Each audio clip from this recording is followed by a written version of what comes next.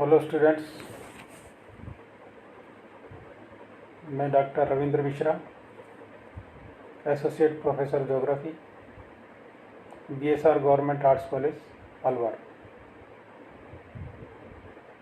आज इस वीडियो में मैं बीए पार्ट 3 के छात्रों के लिए उनके पेपर भारत का भूगोल में भारत की नदियों या भारत के जल प्रवाह के बारे में बताऊंगा।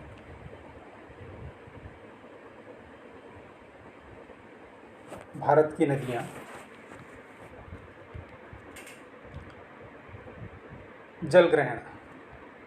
एक नदी विशिष्ट क्षेत्र से अपना जल बहा कर लाती है, जिसे जल ग्रहण क्षेत्र कहते हैं।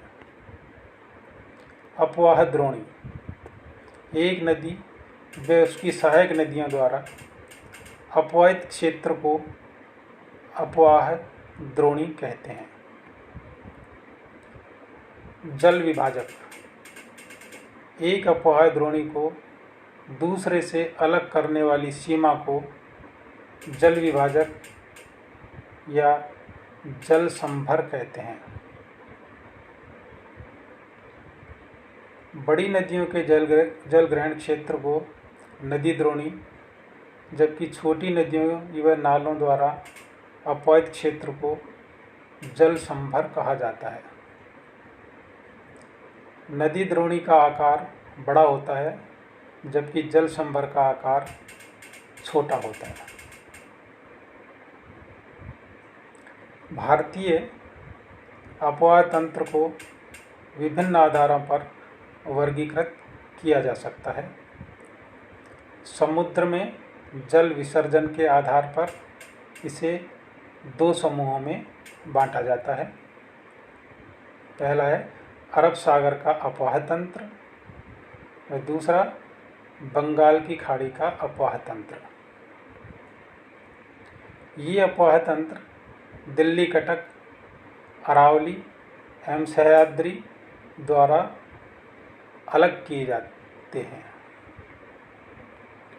कुल अपवाह क्षेत्र का लगभग 77% भाग, जिसमें गंगा, ब्रह्मपुत्र, महानदी, कृष्णा आदि नदियां शामिल हैं, बंगाल की खाड़ी में जल विसर्जित करती हैं, जबकि 23% क्षेत्र, जिसमें सिंधु, नर्मदा, ताप्ती, माही व पेरियार नदियां हैं, अपना जल अरब सागर में गिराती हैं।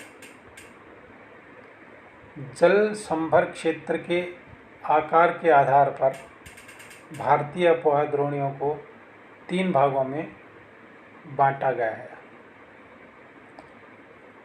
पहला है प्रमुख नदी द्रोणी, जिसका अपवाह क्षेत्र 20,000 वर्ग किलोमीटर से अधिक है।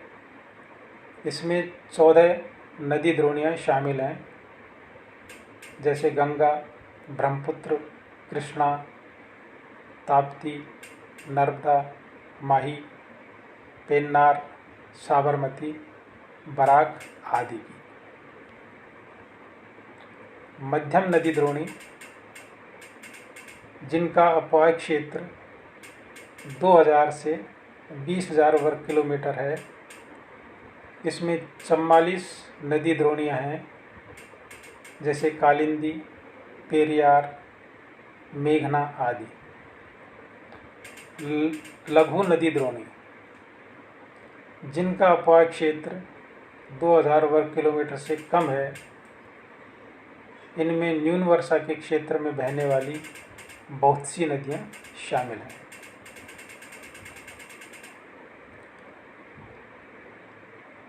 अनेक नदियों का उद्गम स्रोत हिमालय पर्वत है और वे अपना जल बंगाल की खाड़ी या अरब सागर में विसर्जित करती हैं।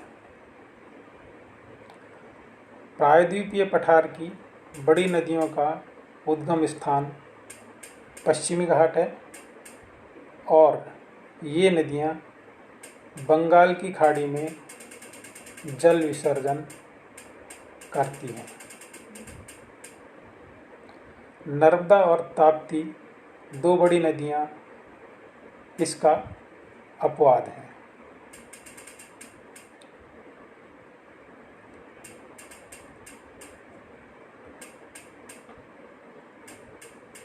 अनेक छोटी नदियाँ अपना जल अरब सागर में विसर्जित करती हैं। उद्गम के प्रकार, प्रकृति व विशेषताओं के आधार पर भी भारतीय अपवाह तंत्र को हिमालयी अपवाह तंत्र एवं प्रायद्वीपीय अपवाह तंत्र में विभाजित किया जाता है। यद्यपि इस विभाजन योजना में चंबल, बेतवा, सोन आदि नदियों के वर्गीकरण में समस्या उत्पन्न होती है, क्योंकि उत्पत्ति व आयु में ये हिमालय से निकलने वाली नदियों से पुरानी नदियां हैं। फिर भी यह अपवाह तंत्र वर्गीकरण का सर्वाधिक मान्य आधार है। इस वीडियो में मैंने आपको जल विभाजक और अपवाह तंत्र के सामान्य जानकारी दी है। अब भारत का जो अपवाह तंत्र है उसके बारे में विस्तार से इसके बाद जो दूसरा वीडियो बनाया जाएगा उसमें आपको जानकारी दूंगा। आज के इस वीडियो में इतना ही।